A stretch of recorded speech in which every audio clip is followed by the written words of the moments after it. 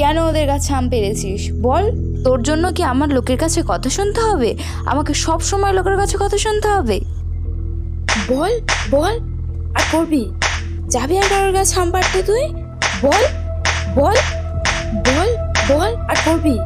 দিদি, ও দিদি, ছেলেটাকে এমন ভাবে মারছো কেন? কি দোষ করেছে ও? মলজা, মার থেকে মাসির দরদ বেশি। যদি নিজের পেটে ধরতো তাহলে বুঝতাম।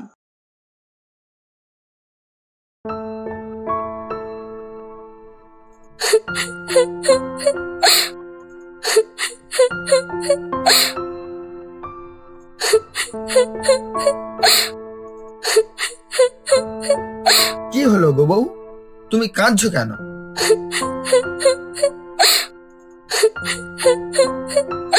ভগবান কেন আমাদের কোনো সন্তান দিল না?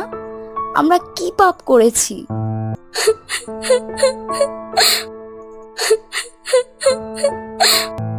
কোনো পাপ করিনি আমরা। তুমি দেখো, ভগবান আমাদের দিকে একদিন না একদিন ঠিক মুখ তুলে তাকাবেন। তুমি কেঁদো না বউ, শান্ত হও। আমার খুব খিদে পেয়েছে গো, আমাকে কিছু খেতে দাও। তুমি স্নান করে এসো, আমি ভাত বাড়ছি। ঠিক আছে, আমি এক্ষুনি নদীতে একটা ডুব দিয়ে আসছি।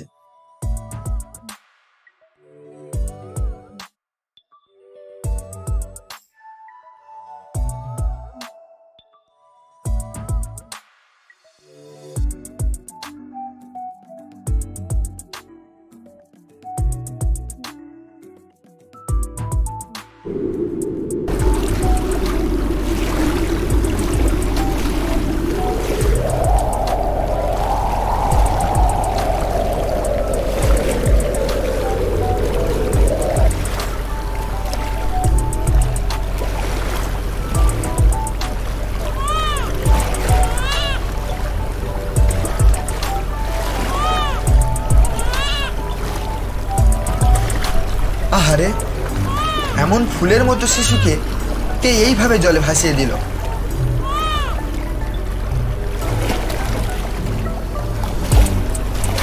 এর মা বাবা কি করে একে নদীতে ভাসিয়ে দিতে পারলো?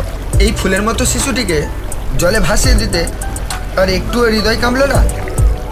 তাহলে কি ভগবান আমাদের জন্য এই শিশুটিকে পাঠিয়েছে? হে প্রভু, এতদিন পর আমাদের দিকে তুমি চোখ তুলে তাকালে, তোমার অশেষ দয়া প্রভু। বউ, ও বউ, কোথায় গেলে? শিগগিরই এসো। হ্যাঁ, যাই। এটা কার বাচ্চা? জানি না গো, নদীতে ভেসে আসছিল, আমি নিয়ে এসেছি। ভগবান আমাদের দিয়েছে গো এই বাচ্চা, এটা ভগবানের দান। হ্যাঁ গো, কেউ যদি কোনোদিন এসে বলে এ বাচ্চা তার, তখন কি হবে? আরে সেই রকম যদি হতো তাহলে এই ফুলের মতো বাচ্চাকে কেউ কি নদীতে ভাসিয়ে দিতে পারতো?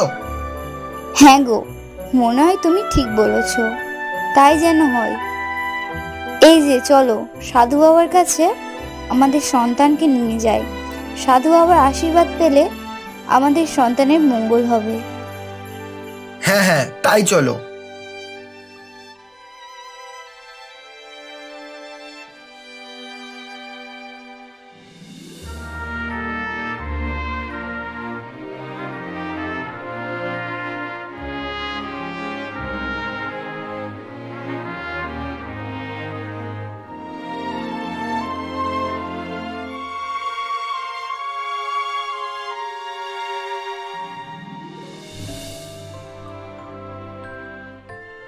এসো এসো মা, আমি তোমাদেরই অপেক্ষায় ছিলাম। বাবা, আমরা আপনার কাছে আসবো সেটা আপনি জানলেন কিভাবে? হ্যাঁ জানি মা, আমি এমন কিছু জানি যেটা তোমরা সময় এলে তবেই জানতে পারবে। এই সন্তানকে একটু সামলে রেখো, এটা কোনো সাধারণ বাচ্চা নয়। এই বাচ্চা বিশেষ শক্তির অধিকারী, আর এটা তোমরা ছাড়া আর অন্য কেউ যেন না জানতে পারে। অন্য কোনো ব্যক্তি জানতে পারলে সেটা এই সন্তানের জন্য অমঙ্গলের কারণ হতে পারে। এই সন্তানের তোমরা নাম রেখো ধৃত। এই সন্তান একদিন ধৃত নামেই বিশ্ববিখ্যাত হবে।